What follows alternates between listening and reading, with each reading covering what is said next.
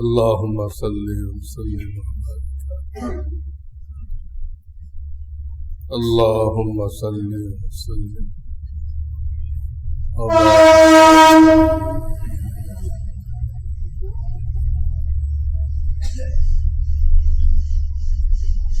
الحمد لله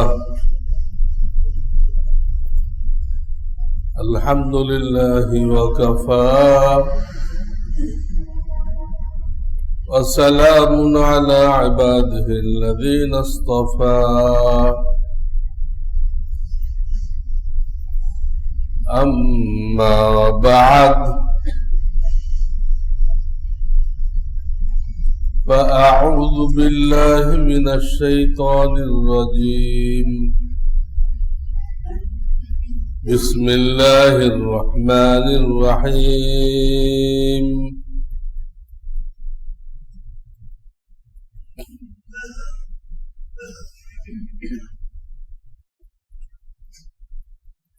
تبارك الذي نزل الفرقان على عبده ليكون للعالمين نذيرا وقال تعالى إنا أنزلناه في ليلة مباركة إنا كنا منذرين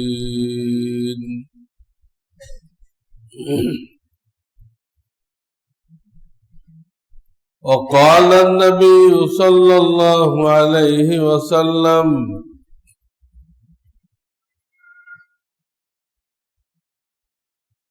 أحصوا هلال شعبان لرمضان أو كما قال عليه الصلاة والسلام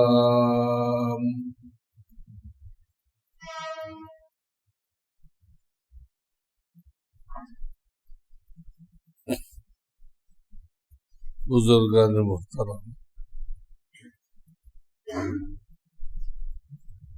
আল্লাহ রাব্বুল আলামিনের মেহেরবানি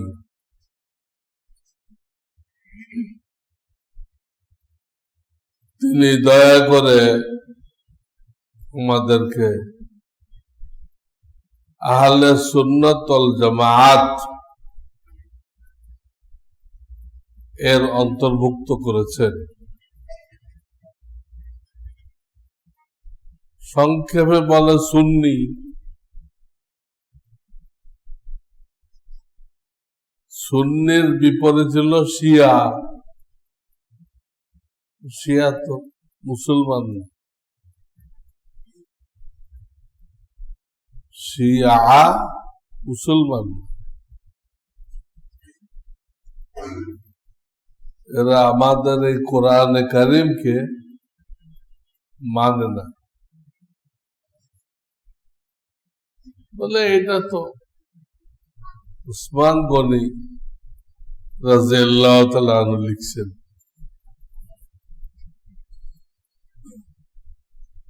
কতবার চ্যালেঞ্জ করা হলো যে একটা আয়াত বানাও, কোরআনের আয়াতের মতো একটা আয়াত বানাও। তখন আরব দেশে আরবি সাহিত্য একদম উচ্চ পর্যায়ে ছিল, এর উপরে কোনো সময় যায় নাই। এক একটা জিনিসের এক একটা সময় উন্নতি হয়।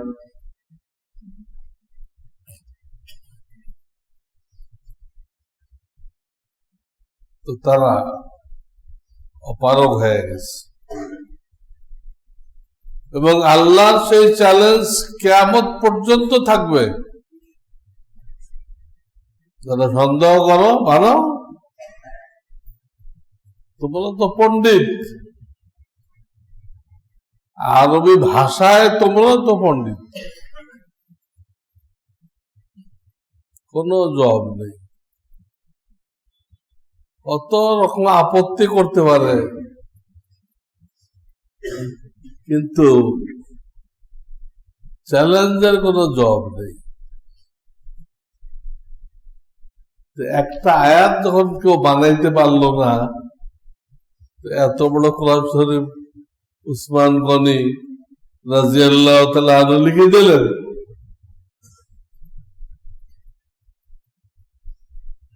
এই হলো শিয়া বেকুবদের কথা, বেঈমান হয়ে গেছে।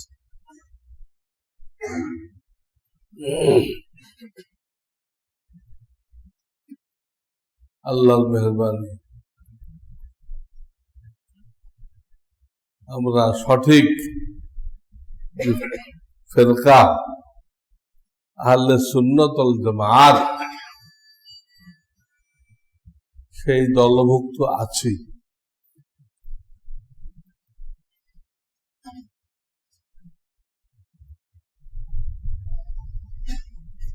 এদেরকে বলা হয় দেওবন্দি, এদেরকে বলা হয় কওমি, বিভিন্ন নাম আছে।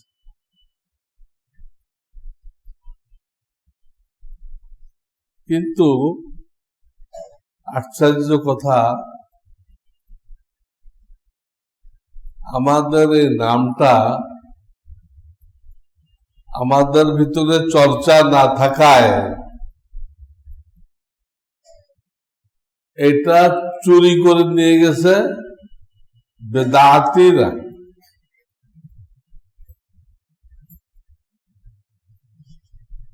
এদেশে বেদাত শুরু হয়েছে কুমিল্লার হাজীগঞ্জ থেকে। কুমিল্লার আবেদ শাহ দেশের বেদাতের শিকড়।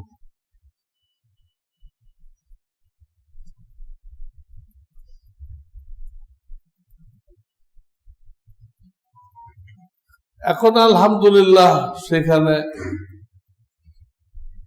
আল্লাহর মেহরবানিতে কওমি মাদ্রাসা হয়ে গেছে।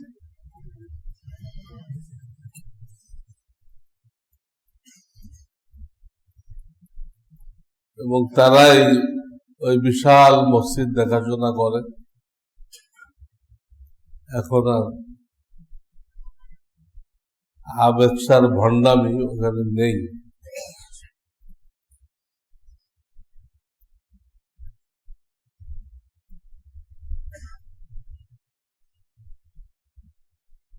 আমি কয়েকবার আপনাদেরকে বলেছি, এই উম্মত 72-73 ফিরকা হবে।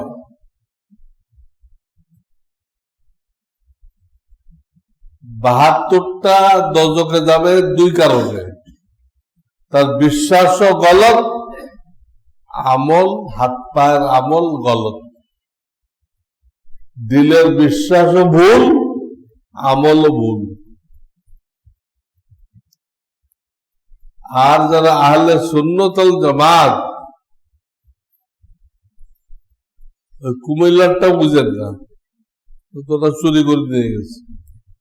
সত্যিকার যারা আহলে সুন্নাত ওয়াল জামাত এরাও দোজখে যাবে,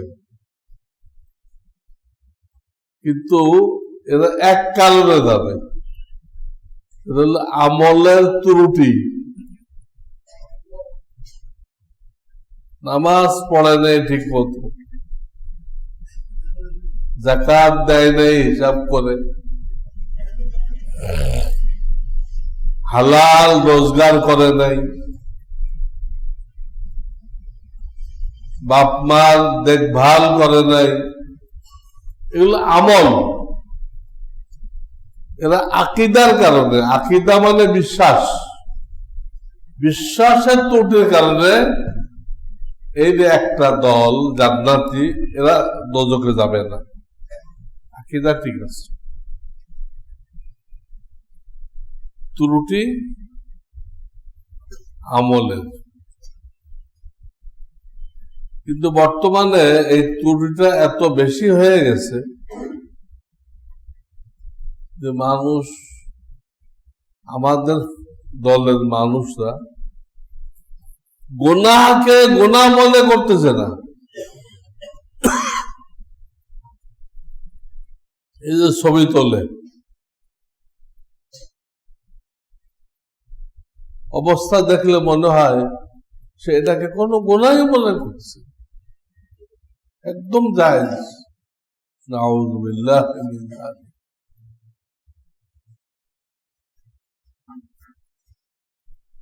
বহু গুনাহ এরকম ছড়াই পড়ছে, গুনাহকে গুনাহই মনে করা হইতেছে না। টাকনুর নিচে কাপড় পরা, প্যান্ট পাজামা পরা গুনাহই মনে করতেছে না। দাড়ি মুন্ডানো গুনাহই মনে করতেছে না।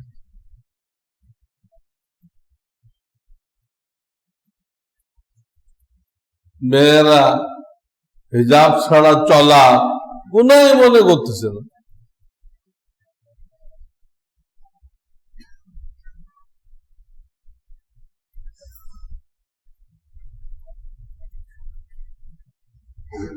এটা ভয়ঙ্কর। গুনাহকে যদি কেউ গুনাহ মনে করে তো তার তওবা নসিব হয়। আর যদি গুনাহ মনে না করে, এটাকে বৈধ মনে করে, গুনাহকে বৈধ মনে করে, তাহলে তার ঈমান নষ্ট হয়ে যায়। গুনাহকে বৈধ মনে করলে ঈমান নষ্ট হয়ে যায়।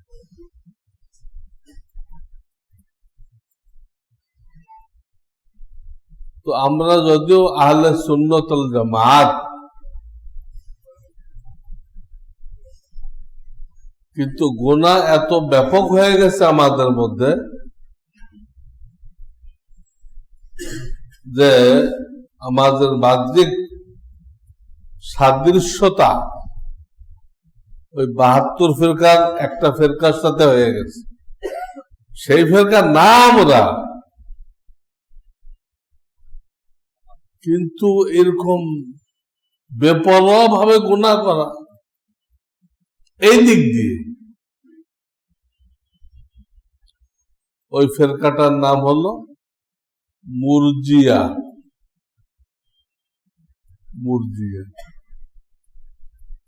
তাদের কথা হলো ঈমান এমন একটা জিনিস, ওই বাতিল ফিরকার কথা, ঈমান এমন একটা জিনিস, এইটা যখন কারো দিলে আসে তো এইটা গুনাহ প্রুফ।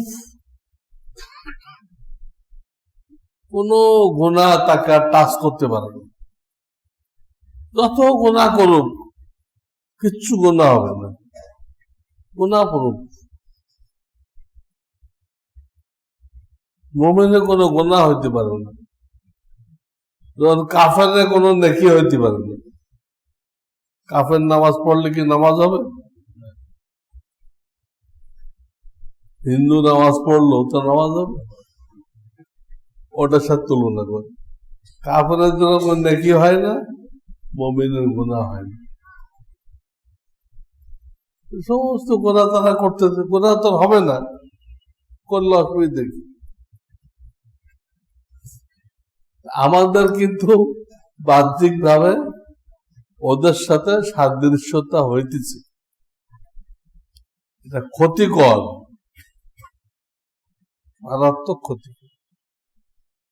এটা আমি বলছিলাম রমজানের প্রস্তুতি কি, এইটা প্রস্তুতি।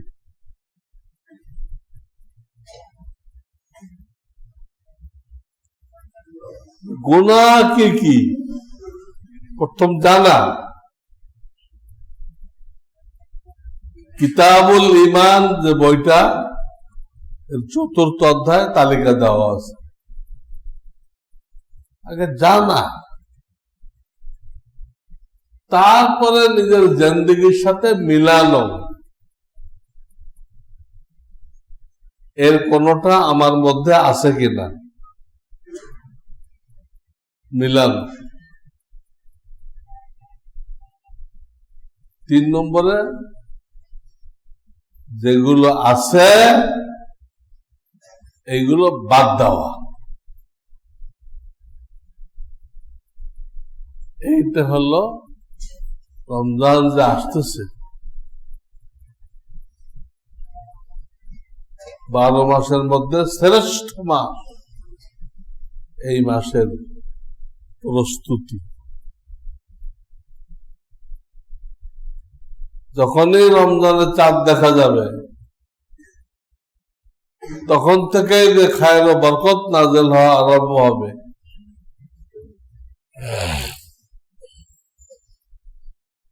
ওইটা পাইতে হলে আগের থেকে নিজেকে ফ্রেশ রাখতে হবে, গুনাহ মুক্ত।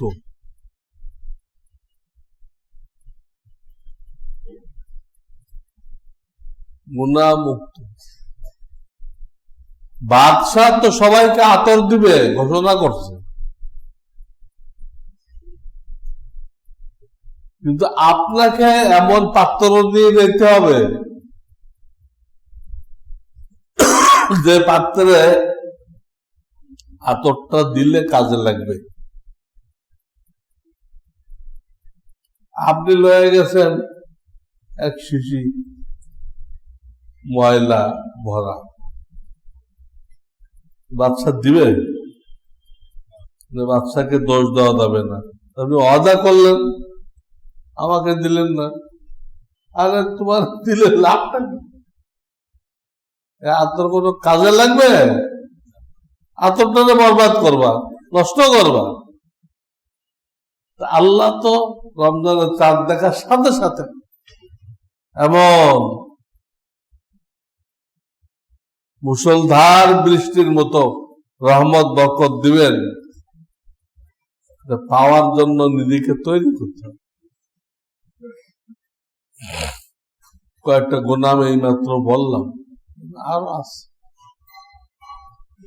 এগুলো ছেড়ে দিতে হবে।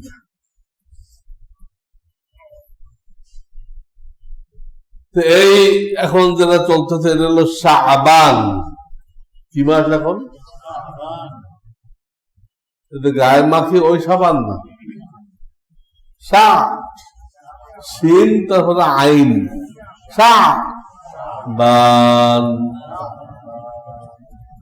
এই মাস চলতেছে। এই মাসে কয়েকটা জিনিস পাওয়া যায়। একটা হলো নবীজি সাল্লাল্লাহু আলাইহি ওয়াসাল্লাম এই মাসে অনেক রোজা রাখতেন, অনেক, প্রায় পুরা মাস 2-4 দিন বাদ দিতেন, তা নাহলে পুরা মাস রোজা রাখতেন। হাদিসে পাওয়া যায়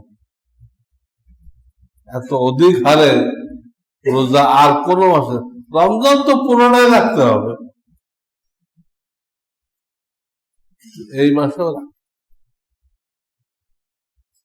এই জন্য নবীজির বিবিরা, আমাদের মা উম্মুল মুমিনিন, তাদের যে রমজানে রোজা কাজা হয়েছে তবে এই মাসেই করত, ওই কাজাগুলো পুরা করত।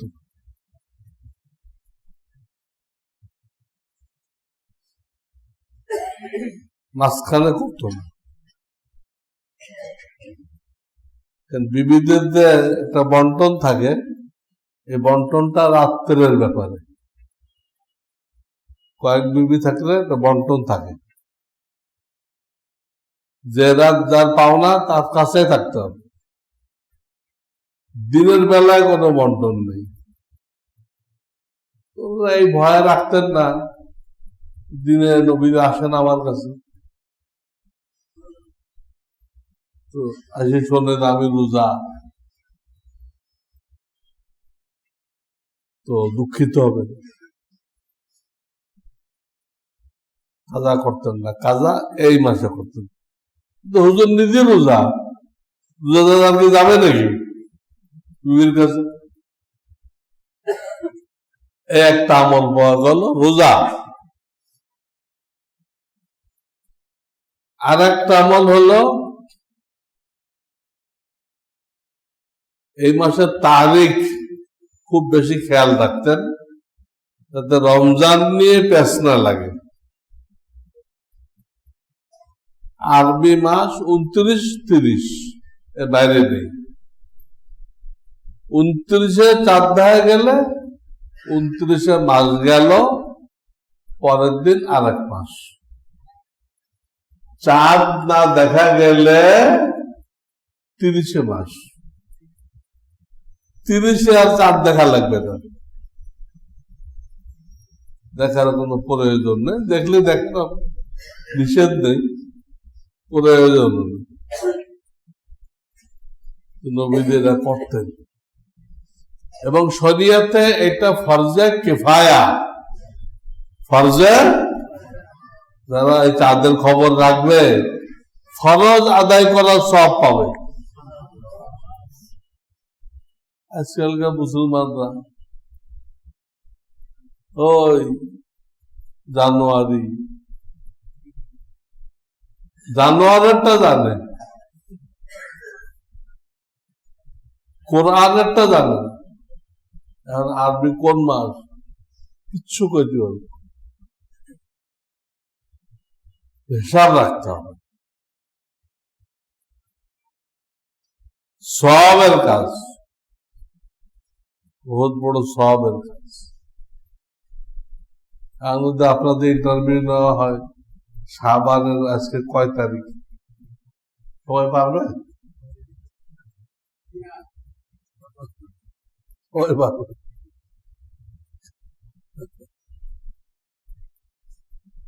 হ্যাঁ, এটা হিসাব রাখবে। আপনার পরিচয় কি? বাঙালিও না, বাংলাদেশিও না, মুসলমান। আপনার পরিচয় বাঙালিও না, বাংলাদেশিও না, এগুলো সব শয়তানের আবিষ্কার।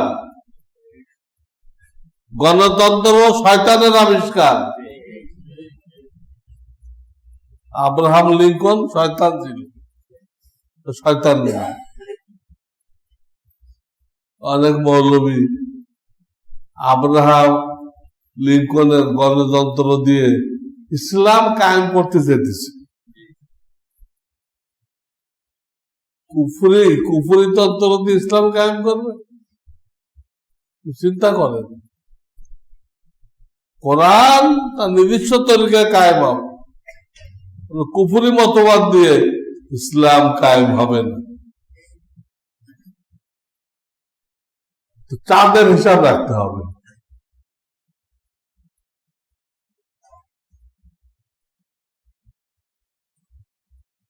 বিশেষ করে সামনের শুক্রবার এই চাঁদের 14 তারিখ, এই চাঁদের তো ওই দিন যে রাতটা আসবে ওটা 15 তারিখের রাত। চাঁদ আগে, রাত আগে আসে, দিন পরে আসে। শুধু হাদি শব্দের মশলা ভিন্ন। যারা হজ করতে যায় ওদের মশলা কিন্তু আর এক রকম। ওদের দিন আগে আসে, রাত পরে আসে। দিনে পারলেন না পাথর মারতে, রাত্রে পারেন। ওদের সুবিধার জন্য করা হয়েছে, আর না দম দিতে দিতে অবস্থা কাহিল হয়ে যেত। আল্লাহ ওদের দিনকে আগে এনে রাতকে পরে এনে দমাইতে বাঁচাই দিচ্ছে। তো সামনে শুক্রবার যেহেতু 14 তারিখ, হাদিস আসছে এই চাঁদের অর্ধেক যখন হবে, অর্ধেক মানে 15 তারিখ, সেই রাতটাকে তোমরা ইবাদত করো, যে কোনো নফল ইবাদত, কোরআন তেলাওয়াত, নামাজ, জিকির, ওই মাইকে সবে না তো হারাম, মাইকে সবে না হারাম, 10 রকম গুনাহ কবিরা এর মধ্যে। রাত্রে ইবাদত করো, দিনে রোজা রাখো। আগামী শুক্রবার রাত্রে কি করতে হবে? শুক্রবার দিন গত রাত কি করতে হবে? ইবাদত করতে হবে একা, সম্মিলিত কোন ইবাদত নেই, না সালাতু তাসবিহ, না তাহাজ্জুদ, না কবর জিয়ারত, কোনো কিছু সম্মিলিত নেই। 4টা সূরা, যে কোনো সূরা দিয়ে রাতে ইবাদত, দিনে রোজা। রোজা 3টা যদি কেউ রাখতে পারে সবচেয়ে ভালো হয়, 13, 14, 15, তার মানে বৃহস্পতি, শুক্র, শনি, খুব ভালো হয়। আর যদি কেউ কমজোর হয়, এতগুলো পারে না, বা কোনো ব্যস্ততা আছে, ঠিক আছে, আপনি শনিবার, ওটাই তো 15 তারিখ, শনিবারটা রাখেন।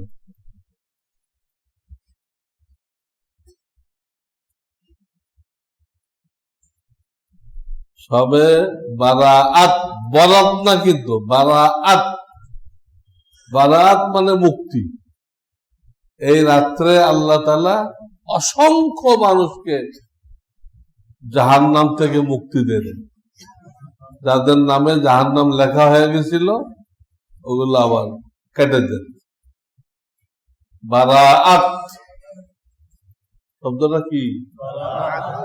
বরাত না। আমরা দেখো আমার বরাতে নেই, তাই পাইলাম না। ওই বরাত, বারাআত। এই রাতে ইবাদত, নফল ইবাদত, আর দিনে রোজা। সবে বরাতের কোনো হালুয়া নেই, আতশবাজি নেই, কি কি লাইট লাগাই না, লাইটিং আজকাল বেরোয়েছে। পয়সা নেওয়ার কত ফোন দিতে বেরোয়েছে। এক কেসেমের ব্যবসায়ী, লোভী, বদ্দিন, এই লোভী ব্যবসায়ীদের কারণে যা খাইতেছি সব ভেজাল।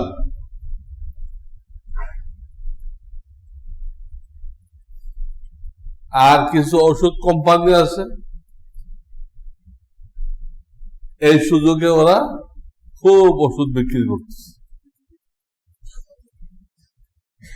যারা ফুড প্রোডাক্ট, খাদ্য তৈরি করে, এরা আমাদেরকে রোগী বানাই দিছে, গ্যাস্ট্রিকের রোগী। যা খাবেন গ্যাস্ট্রিক, আর অ্যালার্জি, যা খাবেন মাপ নেই। অধিক দিয়ে ওরা বসে আছে গ্যাস্ট্রিকের ওষুধ বেচার জন্য। এই ওষুধ যে কি ক্ষতিকর, মারাত্মক ক্ষতিকর, মানুষ জানে এত ক্ষতিকর, কিন্তু সেটা আমরা প্রত্যেকদিন খেতেছি, উপায় নেই। খাদ্য যারা তৈরি করে তারা রোগী সৃষ্টি করে দিচ্ছে, আর ওষুধ কোম্পানিগুলো ওষুধ বিক্রি করতেছে, করে টাকা কামাইতেছে, মাঝখান দিয়ে আমরা শেষ। এটা ইউনূস সাহেব কি করবে? হ্যাঁ, উনি ফর্মুলা দিবে, খুব সুন্দর ফর্মুলা, নিখুঁত, কিন্তু মানুষ যে সব ভেজাল হয়ে রয়েছে, এক লোকের সাক্ষাৎকার নিছে, ভাই কোন পার্টি আসলে কি মনে করেন বাংলাদেশটা দুর্নীতি মুক্ত হবে? কোনো পার্টি না। কেন কেন? এই দেশে সব মানুষ দুর্নীতিবাজ। ওই লোকের ওপিনিয়ন বেশি একটা ভুল কয় নেই, বেশি একটা বলতে তো কোনো পার্টি আসলে দুর্নীতি বন্ধ হবে না। কারণ উনি যত সুন্দর তরিকা দিক, বসে তো এই মানুষগুলো তো পয়সার লোভী, স্বার্থের লোভী। এরা বসাইলে লাভটা কি হবে?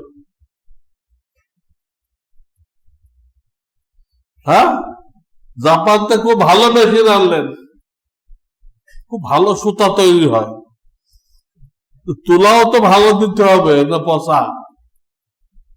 তুলাও ভালো দেন, 1 নম্বর সুতা তৈরি হবে, ছিটতে পারবে। ইউনুস সাহেব জাপান থেকে মেশিন আনতে পারবে, কিন্তু তুলা আনবে কোত্থেকে? ভালো মানুষ আনবে কোত্থেকে? ভালো মানুষ আনতে গেলে সব মানুষের মাদ্রাসায় ভর্তি করতে হবে। এই ফিক্সড মাদ্রাসা হোক আর তবলিগের মোবাইল মাদ্রাসা হোক, কোন এক মাদ্রাসা আসতে হবে, আলেম ওলামাদের সহমতে আসতে হবে, তাদের কথা মানতে হবে। কোন সংস্কার দিয়ে কাজ হবে না, আমি আগেই বলে রাখছি। যতই সংস্কার করাবেন, বসাইবেন কারে? বসাবেন এক চোর রে, বসাবেন কারে? এক চোর। কি হবে সে? আপনারা আইন কানুন ওই তাকে রেখে দেবে, তাক থাকে না, ও ওর মতো করবে। এই জাতিকে ঠিক করা এত সহজ না, মানুষ বদলাইতে হবে, আল্লাহর ভয় সৃষ্টি করতে হবে। তো এই মাসের একটা কাজ বললাম, বেশি বেশি রোজা রাখা, 8টা বললাম চাঁদের হিসাব রাখা, 8টা বললাম সবে বরাতের রাত্রে নামাজ, দিনে রোজা। 8টা কাজ আছে, করণীয় না, বর্জনীয়। অনেক লোক আছে খুব জোশ, রমজান এখন আসে নাই, 1-2 দিন আগেই রোজা শুরু করে দেয়। রাখতেই তো হবে, আগের তো শুরু করে দিই। রমজানের রোজা তো রাখতেই হবে, আগেই শুরু করে দিই। এটা জায়েজ নেই, কিন্তু সব মনে করে করছে, হয়েছে হারাম। আল্লাহ তাআলা প্রত্যেকটা জায়গায় ফরজ, ওয়াজিব, সুন্নত এগুলোর মধ্যে পার্থক্য রাখছে। এগুলো আপনি গুলায় ফেলবেন, এই গুলিয়ে ফেলা জায়েজ নেই। এই জন্য কিছু লোকরা দেখবেন ইমাম সাহেব সালাম ফেরাইলে লাভ দিয়ে ওঠে, সুন্নত। এটা না জায়েজ। এটা কি? এরা সাধারণত চিটাগাংতে আসে, এই লোকগুলো কোথেকে আসবে? না জায়েজ।